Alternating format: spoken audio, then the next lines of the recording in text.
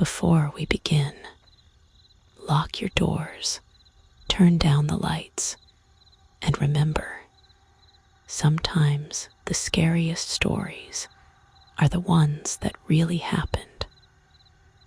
Welcome to Mordveil. One of my favorite things to do is take my kids out to the McDonald's play place. At night, when no one else is there and it's quiet. That's where we went last night. As soon as we went in, my younger son, Liam, bounded up into the play structure. My older son, Jack, who was starting to age out of the play place, sat down at a booth below with his Switch. I followed Liam up, just because I liked to make sure there wasn't anything gross. I'd seen stale fries and wet puddles of something on the floor of these things before. There are 3 levels to the play place, enclosed in black netting. Adults can really only go up to the 2nd level. The only way to get up to the 3rd is to climb up the slide or crawl up fake rock-shaped ramps, which zigzag on top of each other and create really tight gaps that I definitely can't fit through. I wasn't going to do either, so after taking a quick look around, no puke or pee, yay, I sat down on the plastic floor and pulled out my phone. A minute later, Liam suddenly darted over to me. He grabbed my arm, looking spooked. "There's a kid coming down the slide," he said.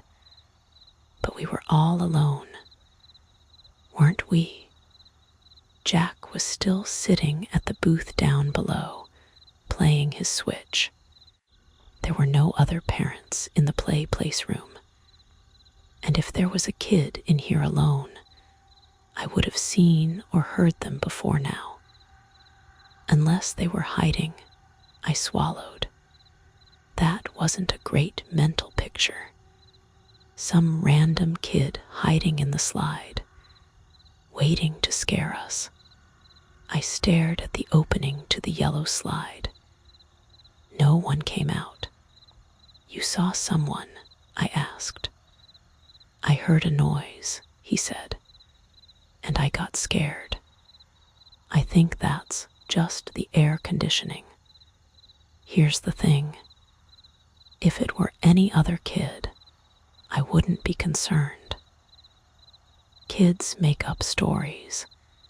Kids have active imaginations. Some kids have trouble with speech. My older son has some speech delays, and if it were him saying there was a kid on the slide, I wouldn't have even given it a second thought. But Liam is very articulate and precise. I don't even remember the last time he was wrong about something. I stared at the yellow plastic shining under the lights, the shadowed opening curling up into the bend of the slide. "Don't worry, there's no one there." As much as I believed him, there just couldn't be anyone in there. The slide is right under the overhead lights, and just the slightest bit translucent. When I watch my kids from outside of the play structure, I can see their shadows when they're sliding down. When they climb up it, I can see the silhouettes of their little hands and knees pressed against the plastic. I stared at the slide. There were no shadows. I explained this to Liam. If someone was in there, we'd see them. I even called down to Jack. "Do you see anyone in the slide?" "No," he called back. Liam finally seemed to calm down. The power in the words of a big brother. He got up, started climbing up the fake rock ramp to the third level. I couldn't fit on the third level, so I stayed on the second, watching him climb. I peered through the black mesh netting at Jack below. He was looking up from his switch, staring up at the yellow slide. "Liam, I see you," he called out with a grin. "Wait, that's not Liam." I whipped around to see Liam at the other end of the third level, pulling himself up the fake rock ramp.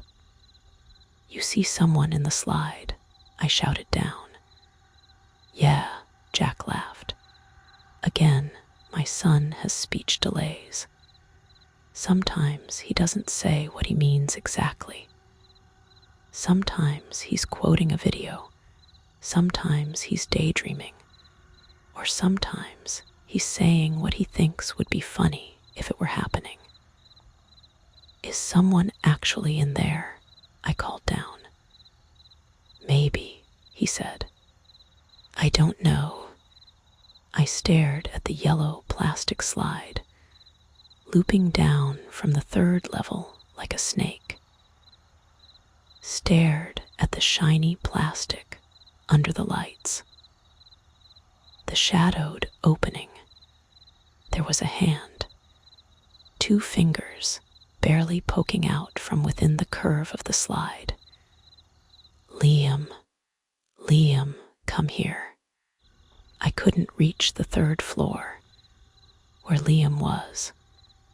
He stared down at me, crawling on his hands and knees. "I want to stay up here," he said flatly. "There's someone in the slide."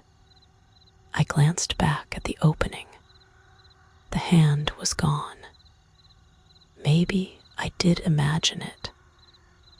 Liam started making his way towards the rocky ramp. Thunk, thunk, thunk, thunk.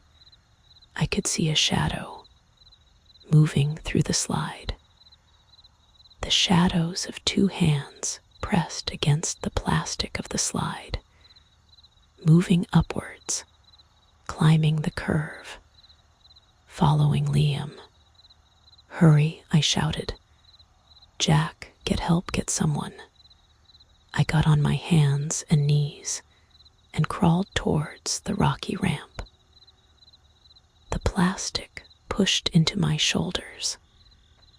There was no way I could make it through the gaps, but I would be right here for him. I held my breath. In seconds, he was pushing himself through the tight space in front of me. I grabbed his hands and helped him through. We made our way down towards the second floor. Thump, thump, thump. The kid was running right above us. Little pattering steps, shaking the entire play place. But we were almost there, almost at the second floor. The footsteps reversed direction, and then I heard it. A quiet squeak of someone coming down the slide. "Run," I screamed as we made it to the middle of the second floor. I pushed him in front of me down the stairs towards the exit. But just before I followed him, I turned back, just in time to see a shape emerge from the yellow slide. It was a little girl, something mimicking a little girl, something with gray skin, needle-like teeth, yellow eyes, straggly hair tangled around its face, its lipless mouth curved up into a smile. "Run," I screamed. I burst out into the dining area, grabbed Liam and ran. Jack was already out in the main restaurant. I could see him, trying and failing to get someone's attention. "There's someone in the play place, something horrible," I breathed to the employees, before I ran out into the parking lot with my kids. The next day, when I'd recovered, I drove there in hopes to give a more detailed account of what happened. But I found that the play place was entirely dark. I could barely make out the curve of the yellow slide, the black netting, in the white light of the street lamps beaming in. Multiple out-of-order signs had been placed around, even though the McDonald's itself was open. A few weeks later, it closed for renovations. I saw a construction crew demolishing the play place. Only the play place. I'd always wondered why so few McDonald's have them now. I'd assumed things like COVID, inflation, and general cutting of corners were responsible. But maybe that's not it at all. What if ours wasn't the only one that was occupied?